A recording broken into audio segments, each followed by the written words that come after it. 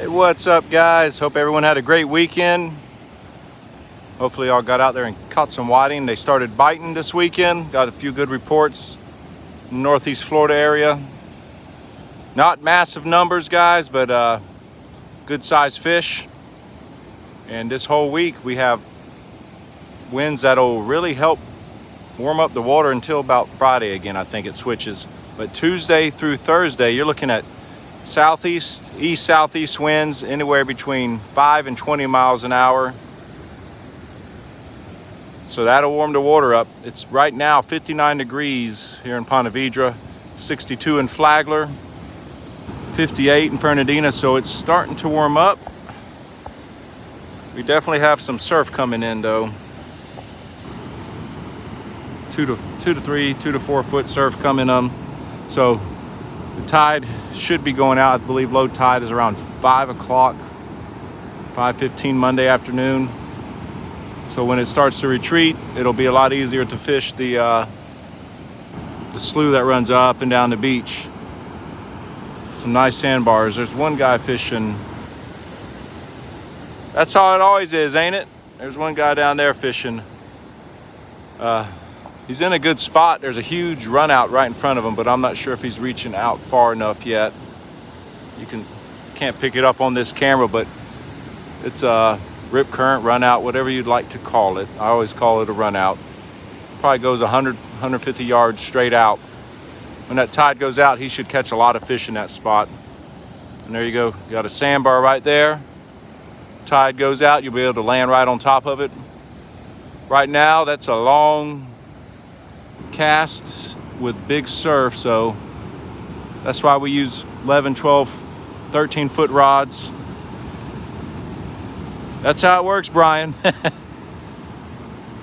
Those 12, 13 foot rods on a day like this with taller sand spikes really help keep your line from getting crushed by these breakers that are in close. But we're on a warming trend now, so we should start to see the whiting. It's whiting water, Matt, for sure. You just got to wait for that tide to drop some. Right now, that surf's pretty big. Once it starts to drop, you know how it is. It'll calm down a little bit in shallow where you can throw right in that trough. Of course, if you're in Jack's Beach up north of us, north where the pier is, high tide's useless because the beach is so flat. So you really got to wait for that tide to drop a lot. Further south you go, you're going to find that first slough in closer, so you can fish it better. But Jack's Beach, my goodness, I think I heard it was the same way at Huguenot too right now. It's very shallow for a long ways. Hopefully I get out here tomorrow afternoon on that outgoing. We'll see. Massive rent. Look at that sandbar out right there. I'd want to throw right there. There's a sandbar. I'd want to throw right on the left, right on the right.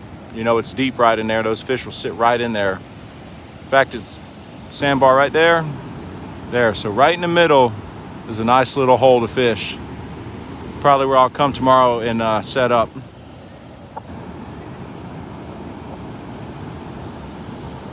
Got my jack hat on.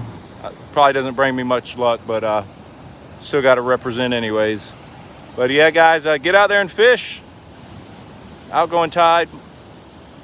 Looks like tomorrow the winds may be a little bit stronger from the wind forecast I looked at in the afternoon. Could be east-southeast up to 20. Then much lighter, 5 to 12 on Wednesday and Thursday. So both of those days with the way the low tides are, early morning and late afternoon, you'll have the prime tide for being able to really fish without having to deal with that heavy surf as much. Fresh shrimp, and I like to use the Diet Pepsi. If you don't believe it, try it. Kathy used it, I believe Saturday on Flagler, and people on the leftover and right over were not catching anything, and she was, and they asked her what she was doing different, and she showed them the Diet Pepsi. And I guess they didn't believe her, but the cooler didn't lie. So I always says the coolers don't lie. That's all I got.